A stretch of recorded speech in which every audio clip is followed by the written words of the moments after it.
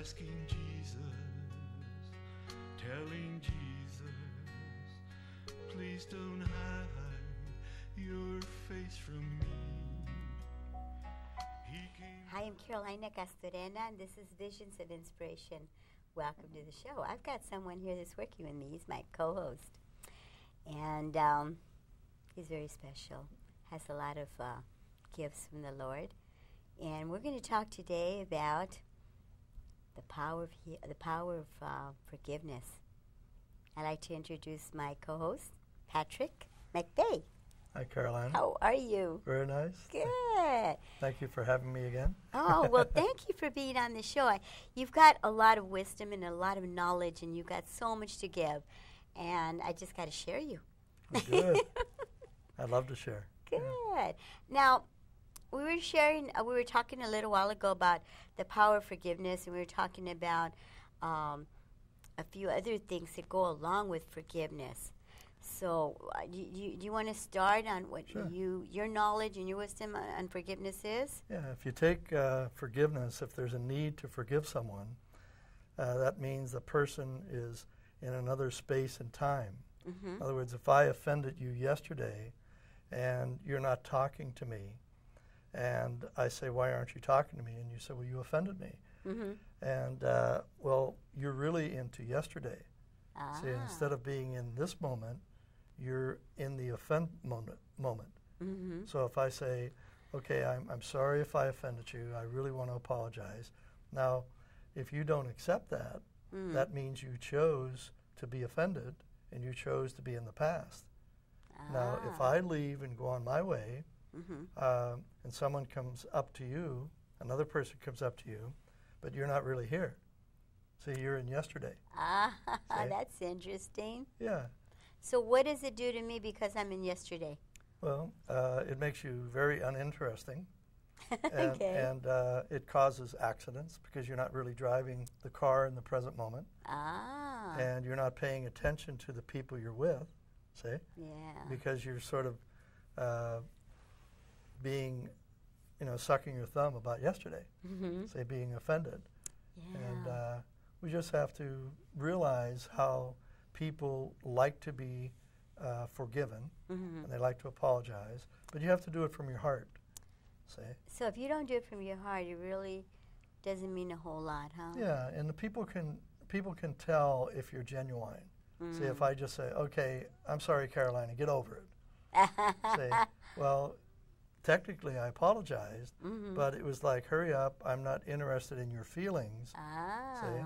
And that probably won't bring us into the present moment either. See? Now, I always share in my groups, being a facilitator in a DUI school and at PC 1000, that it's so important to forgive. It's so important to let go of resentments. Yeah. Now, what kind of damage can be done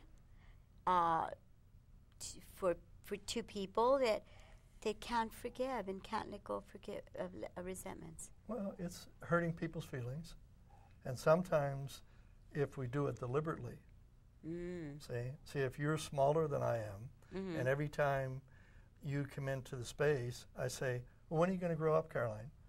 And you go, well, see, you laugh about it because you've accepted that. See, but a lot of people can't accept things. Right, that's true. So they resist that. And but once I know you have a button and I push it, see, that pushes us apart rather than it being at one together. See? So then it conjures up where you have to offend me. See? You say, well, gee, Patrick, your hair's awfully white. See? Why don't you do something about that? And I say, well, you're too short and I'm too white. And it just goes back and forth. But see, we're not really communicating with any kind of love or tenderness. See, love is when you put the other person's feelings before your own. Okay. Right? So if I come in and I say, okay, I don't want to offend Carolina today, but I want to encourage her.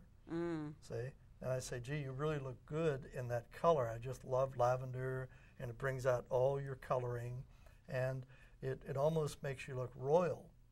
See, now, if that makes you feel good, then you'll smile and you'll feel, and then you'll want to be together. See? So a lot of people have problems with intimacy, and they just really feel uncomfortable with other people. So in their background, they didn't have a lot of intimacy in their family. So they didn't get a lot of courage. See, if you just take the word courage and you say encourage, which means to build up, and then discourage, which means tear down. Right. So you can check pretty fast if a person came from a family of discouragement. In other words, when we work with people who have a drug history, we're doing some rehab, and they say, did either one of your parents encourage you? And they go, no, my parents were too busy fighting. Yeah. See? That's So this child never can really get courage. So when we say to them, we get them involved in sports, and we say, okay, now get some courage up and go over and play the game. Well, they don't know how. See, they don't know how to have courage. See, because all they've lived in is discourage. But if we encourage them little by little, and we say, okay, now here's how you hold the ball, and here's how you throw the ball, and after they throw the ball good, you say, good, you threw that ball good. And then pretty soon the guy goes, I can throw the ball. See, now he has courage. Right. See, then we teach him on the other side, now you have to catch the ball. And he goes, oh, I don't know how to do that. All I want to do is throw the ball. See, so we have to show him how he has to throw it and then catch it. And throw it and then catch it. And then once we get that courage going by encouragement, then he goes, well, my dad never played ball with me. See, now he's in a mental state of discouragement, not in the present. See? And then we say, could you forgive your father? And he goes, no. And you say, okay. Could you forgive your mother? No, she never taught me. So you're going to be stuck in that discouragement because of the lack of forgiveness. So now nobody will teach you how to throw the ball or catch the ball. Right. So do you want to stay there or do you want to be here? Well, I want to be here. See, I want to be in the present moment, and I want to play ball, and I want to have courage. Well, then you have to forgive. See, because if we don't forgive and don't let it go, then it pulls us back into the losses. Yeah, also what happens is when a person can't forgive, it's like they can't really grow spiritually. It's like they're at a standstill. And they think that forgiving and letting go of resentments is about them. I mean, about the other person. And it's not about the other person. It's about healing within themselves. That's right. To be able to, continue to grow if they want to. Right. So. But you have to coax them. Yeah. See, it's just like if you're training a little puppy. And if you're too stern with the puppy, if you say, come here, then the puppy backs off, see? And if you're too lenient with the puppy, then the puppy will just pee all over the floor. So you rub the puppy's nose in it, and you say, okay, we don't pee on the floor. Say, but come over here, and you coax them, and you train them, see? But if you train with love and courage and forgiveness, see? And it takes a while. Because, see, the trust factor has been lowered. Yeah. They don't really trust anybody. That's true. See, and they walked in, like people in drugs, they go to the drugs to get away from their confusions. They get away from this discouragement. And the drugs, for a few minutes, gives them a lift. So they get a high. Right. But when the drug wears off, then they go to a low, and the low is lower than where they were before. So now they have to get another high. See? And then if you go over the years of this, there comes to a point where the drugs don't work anymore. Right. So that's when they hit bottom. Right. See? And that's when they've lost all their courage and they get very discouraged. See? But if you can just get them to forgive one little thing. Say, can you forgive your father for not teaching you how to play ball? And they say, yeah. And can you forgive the father for spanking you? And they go, no, my father really hurt me.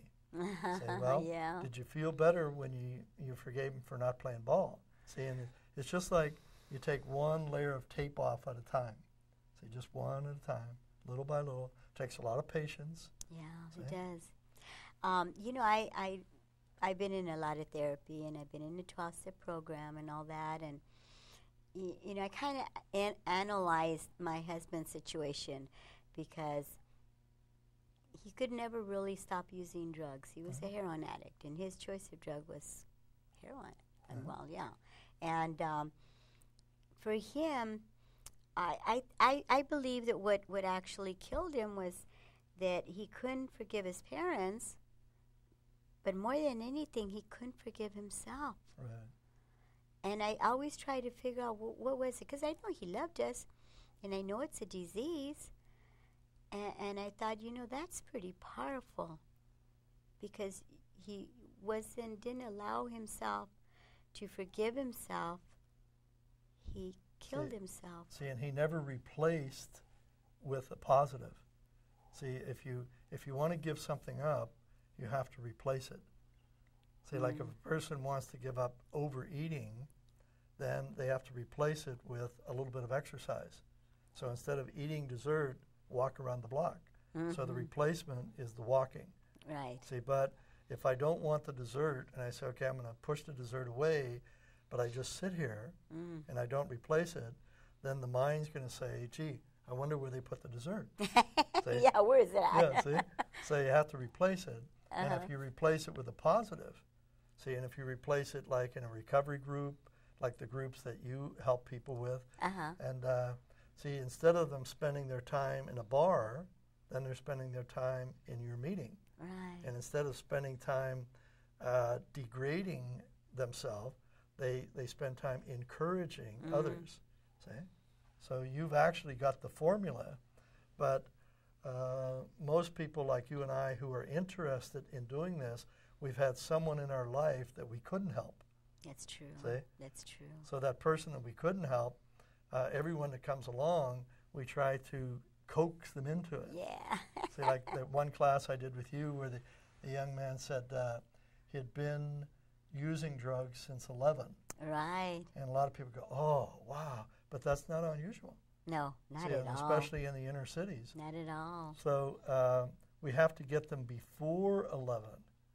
See? Like in Ireland, they have a group called the Sacred Heart. And they start them in kindergarten, telling them the pitfalls of drugs and alcohol. And they have movies and films, and they're done for a 5-year-old. Wow. See? So they're actually training them to be drug-free. See? Well, That's now awesome. that's been going on for 30 years now. So that first group is now 35 years old. And about 30% of them have never had a drink of alcohol at all. Wow. See, so if you get them early enough. Okay?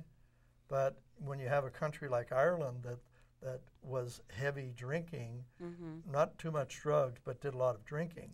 Yeah. See, like you take an American Indian, and the Irish have the highest level of alcoholism. That's right. See?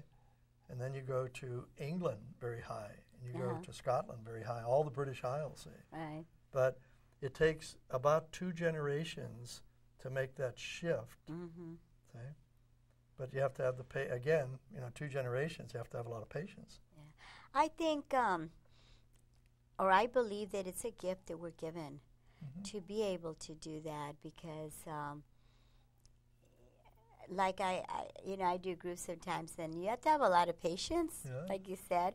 But one of the things that I do that helps me and hopefully helps them is when I come in, I tell them that I'm really blessed to be there, and that I'm blessed that they're able to help me grow, in my spirituality by listening to them and by picking up some of their knowledge and some of their wisdom. And it kind of opens the doors for them. Yes. And it helps them to feel safe and comfortable. Yeah. So for me, that's a gift. I think that's important. Yeah. Because every time I talk to you, you're so soft-spoken, and the things that you say, it's always of love and giving back and growing and learning spiritually, and that's the way it's supposed to be. Well, see, all it is, though, Carolina, is a choice. That's true. See? And if if you've lived with anger and resentment and hostility, and if you like that, see, some people like that. They like they walk up to you and they just hit you. See, they have that hostility built in. Well, if that works for them, then they're going to keep doing it. But see, if they hit enough people, enough times, they will meet someone bigger. Oh, yeah. See? And that's why, that's how murders are caused and things like that. In other words, they just push the envelope. See? Like I'm working with an elderly gentleman who had a stroke, and he's very wealthy, and he's very educated, and he's just a beautiful man. So little by little, we're talking and building encouragement to courage. And I said to him, what do you think the stroke was good for? And he said, it made me humble. Wow. And he said, before the stroke, he said, I had a lot of power and force, and if I couldn't use the power, I used the force. And he said, but I pushed the force too much, and it caused the stroke. And he said, now I can't take that away.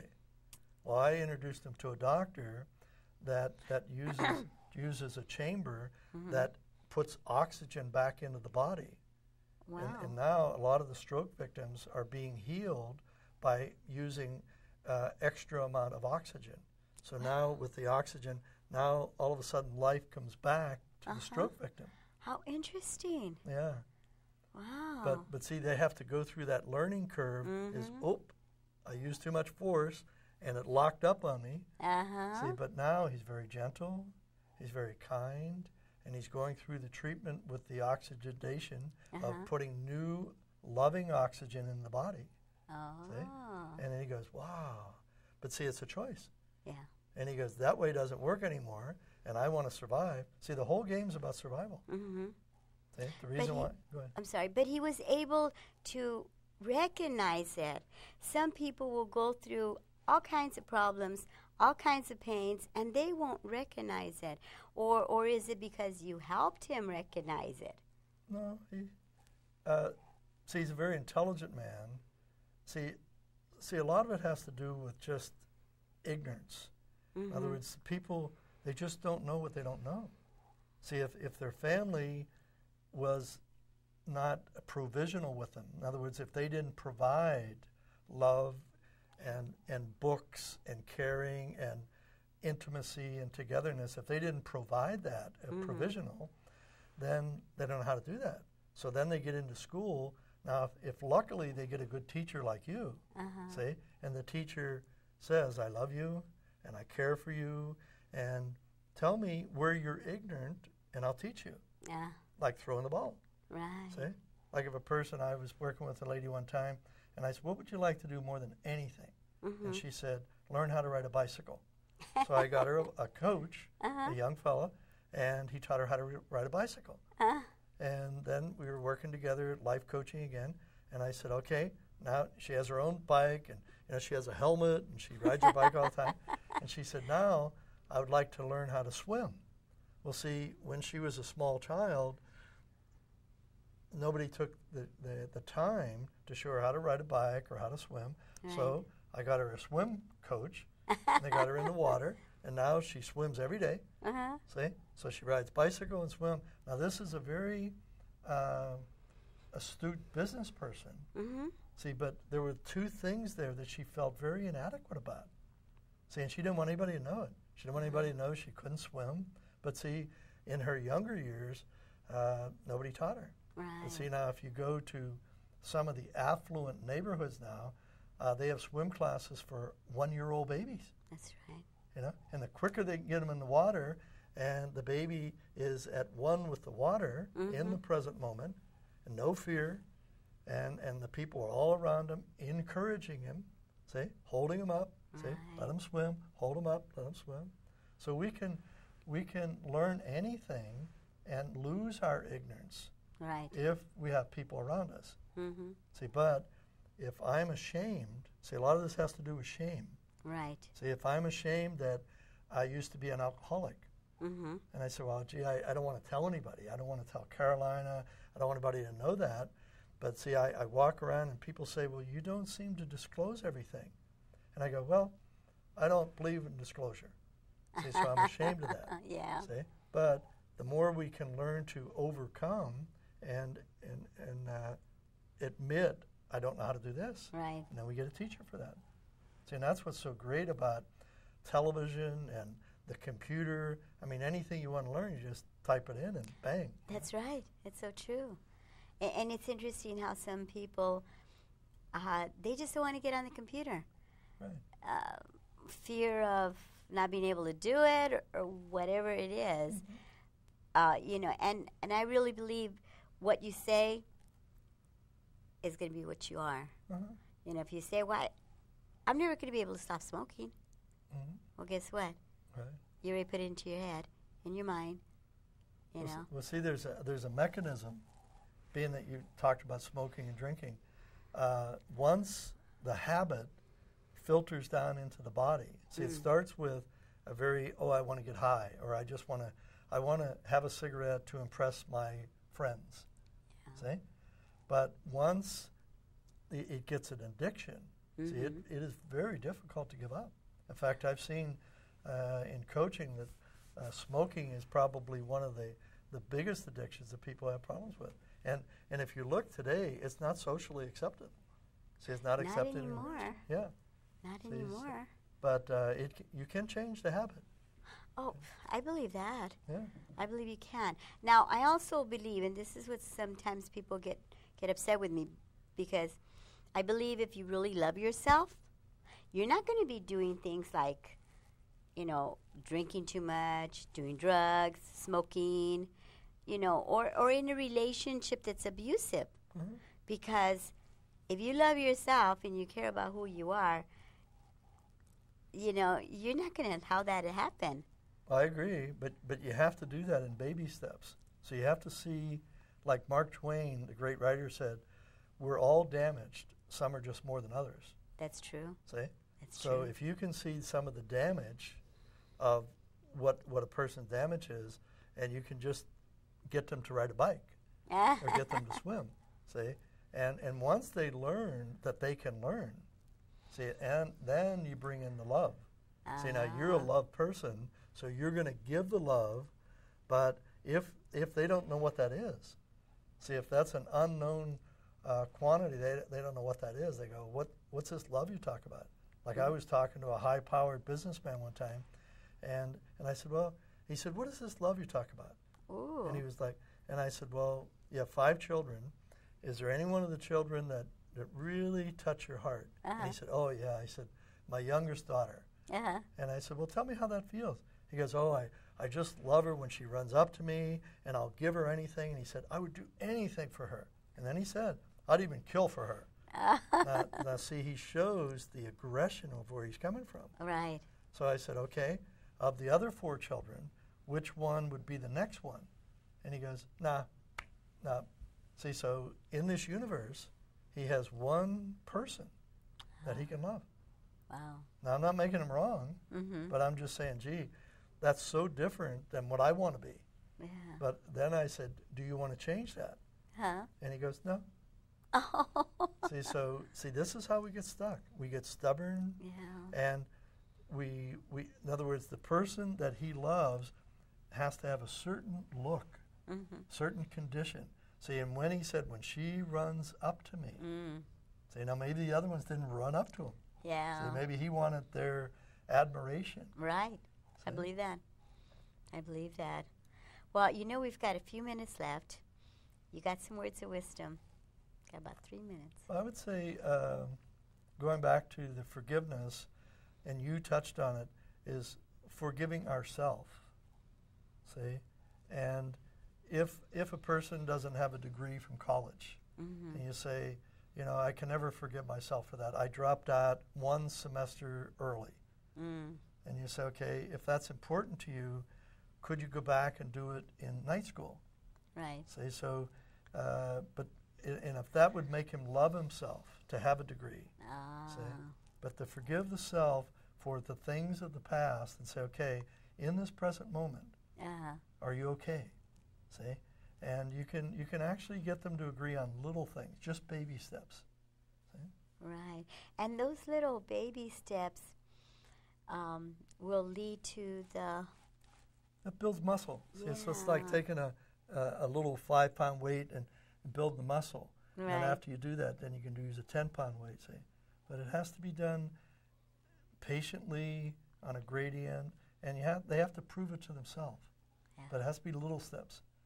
See, most people that try to help people, they say, okay, stop drinking, stop smoking, and so on and so forth. And the guy goes, whoa, that's my whole life. You know, Yeah, so, right. yeah, that's true. And a lot of times for them to stop drinking or let's say smoking, there's issues I believe that still have to be worked through with them to be able to get to that step. But the thing is too is the forgiving, the letting go of the resentments, because I think a lot of people have them, Oh, yeah. and that's why a lot of people get stuck. Well, if they knew how bad it hurt them, they would do it. Yeah. Well, thank you. You're welcome. So My pleasure. much. Well, this is Patrick McVay, and he's got Words of Wisdom, and he's going to be co-hosting with me for as long as he chooses to be on my show.